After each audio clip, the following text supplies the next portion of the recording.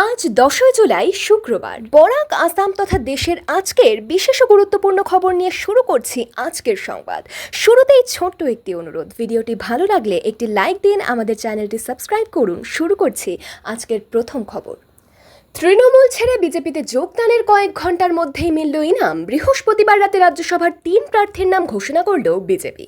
3 জন হলেন সুখেন্দু শেখর রায়, সুস্মিতা দেব ও প্রকাশজিৎ বড়াইক। এই 3 জনই আজ বিকেলে সল্টলেকের বিজেপির সদর দপ্তরে গিয়ে দলে যোগদান করেছেন। তখন থেকেই তাদের রাজ্যসভায় পাঠানো নিয়ে তুঙ্গে উঠেছিল জল্পনা। রাত 9টা নাগাদ দিল্লির বিজেপির তরফে বিজ্ঞপ্তি প্রকাশ করে জানানো হলো এই 3 জনকেই সংসদের উচ্চ কক্ষে প্রার্থী করা হচ্ছে। 26-এর ভোটে তৃণমূলের ভরাডুবিতে দল ছত্রভঙ্গ হওয়ার পরপরই রাজ্যসভার 3 সাংসদ সুখেন্দু শেখর রায়, সুস্মিতা দেব ও প্রকাশজিৎ বড়াইক পদত্যাগ করেন। সাংসদ হিসেবে সুখেন্দু শেখর রায় ও প্রকাশজিৎ বড়াইকের 2029 সাল পর্যন্ত মেয়াদ ছিল। সুস্মিতা দেব 2030 সাল পর্যন্ত। তাদের আসনগুলি ফাঁকা হওয়ায় ভোট হবে আগামী 24শে জুলাইয়ে। আর তাৎপর্যপূর্ণভাবে 3 জনই ফের রাজ্যসভায় ফিরতে চলেছেন, তবে পদ্ম প্রতীকে। 26-এর ভোটে তৃণমূলের ভরাডুবিতে দল ছত্রভঙ্গ হওয়ার পরপরই রাজ্যসভার 3 সাংসদ সুখেন্দু শেখর রায়, সুস্মিতা দেব ও প্রকাশজিৎ বড়াইক পদত্যাগ করেন। সাংসদ হিসেবে সুখেন্দু শেখর রায় ও প্রকাশজিৎ বড়াইকের 2029 সাল পর্যন্ত মেয়াদ ছিল। আর তাৎপর্যপূর্ণভাবেই এবার ফিরছেন 3 জনই পদ্ম প্রতীকে। ইথানলের মিশ্রণে গাড়ির ক্ষতি না হওয়ার দাবি, গড়কড়িকে পাল্টা চ্যালেঞ্জ সমাজকর্মীদের। আগামী দিনে স্রেফ ইথানলের ভরসাতেই গাড়ি চালানোর পরিকল্পনাও রয়েছে কেন্দ্রের। চ্যালেঞ্জ করেছিলেন কেন্দ্রীয় সড়ক ও পরিবহন মন্ত্রী নীতিন গড়করি, তা গ্রহণ করলেন প্রতিবাদীরা। দেশে জ্বালানি সংকট কাটাতে বহুদিন ধরেই ইথানলের জ্বালানিতে জোর দিয়েছে মোদী সরকার। গ্রাহকদের একাংশের অভিযোগ, ইথানলের অতিরিক্ত ব্যবহারের ফলে গাড়ির ইঞ্জিন ক্ষতিগ্রস্ত হচ্ছে, যা উড়িয়ে গড়করি বলেছেন, এখনও একটা গাড়িও এমন পাওয়া যায়নি ইথানলের মিশ্রণের জন্য যে গাড়ির ক্ষতি হয়েছে।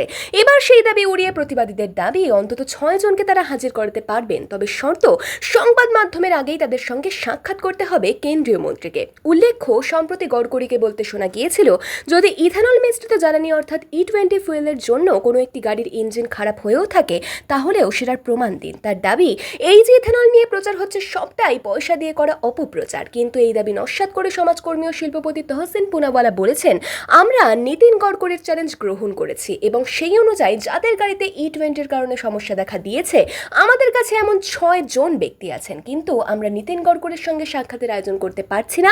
আমরা কোনোভাবেই তার বাড়িতে যেতে পারবো না। গেলে আমাদের আটক বা গ্রেপ্তার করা হবে। ইথানল হলো আখ, ভুট্টার মতন বিভিন্ন কৃষিজ পণ্য থেকে তৈরি হওয়া এক ধরনের জৈব জ্বালানি। পেট্রোলের সঙ্গে মিশিয়ে এটি ব্যবহার করা হয়। আগামী দিনে স্রেফ ইথানলের ভরসাতেই গাড়ি চালানোর পরিকল্পনাও রয়েছে কেন্দ্রের।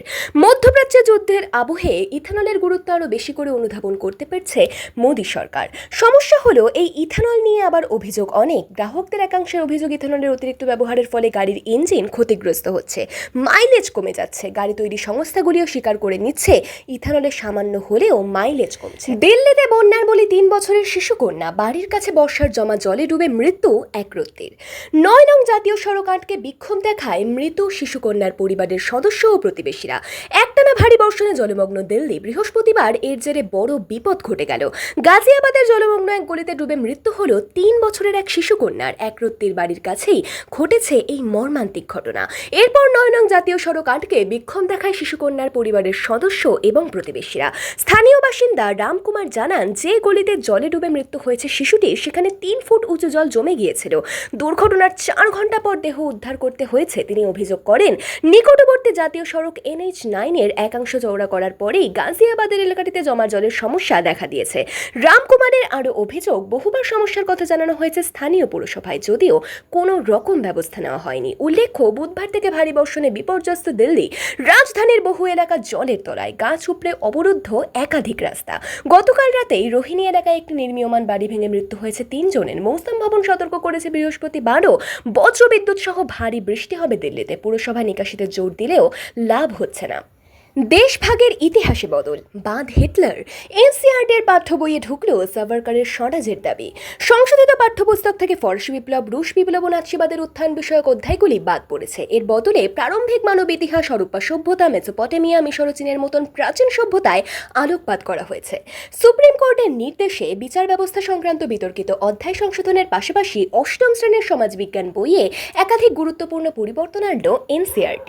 1947 সালের দেশভাগ নিয়ে কংগ্রেসের অবস্থান সম্পর্কেও পাঠ্য বইয়ে সংশোধন করা হয়েছে। নেতাজি সুভাষচন্দ্র বসুর অধ্যায়ে অ্যাডলফ হিটলার ও নাৎসি মতাদর্শ সম্পর্কিত উল্লেখ সম্পূর্ণভাবে বাদ দেওয়া হয়েছে নতুন সংস্করণে। এছাড়াও বিনায়ক দামোদর সাভারকরের পূর্ণ স্বরাজের দাবির বিষয়টি উল্লেখ করা হয়েছে। পূর্ববর্তী সংস্করণ প্রত্যাহত করে সংশোধিত নতুন সংস্করণ আনার নজিরবিহীন নির্দেশ দিয়েছিল সর্বোচ্চ আদালত। সেই পরিপ্রেক্ষিতে একাধিক পরিবর্তন আনা হলেও অষ্টম শ্রেণীর সমাজবিজ্ঞান বইয়ে সংশোধিত নতুন সংস্করণের নাম দেওয়া হয়েছে exploring society India and beyond. এই বইয়ে বলা হয়েছে দেশভাগের পরিকল্পনার বিরোধিতা শুধু মহাত্মা গান্ধী বা কয়েকজন কংগ্রেস নেতাই করেননি, বরং ভারতীয় জাতীয় কংগ্রেসের বৃহৎ অংশই দেশভাগের বিরোধিতা করেছিল। একই সঙ্গে উল্লেখ করা হয়েছে দেশভাগ মেনে নেওয়াই একমাত্র পথ ছিল কিনা তা নিয়ে ইতিহাসবিদদের মধ্যে এখনও বিতর্ক রয়েছে। উল্লেখ্য, আগের সংস্করণে বলা হয়েছিল মহাত্মা গান্ধী ও অধিকাংশ কংগ্রেস নেতা দেশভাগের বিরোধিতা করলেও শেষ পর্যন্ত সেটিকেই একমাত্র উপায় হিসেবে মেনে নিয়েছিলেন।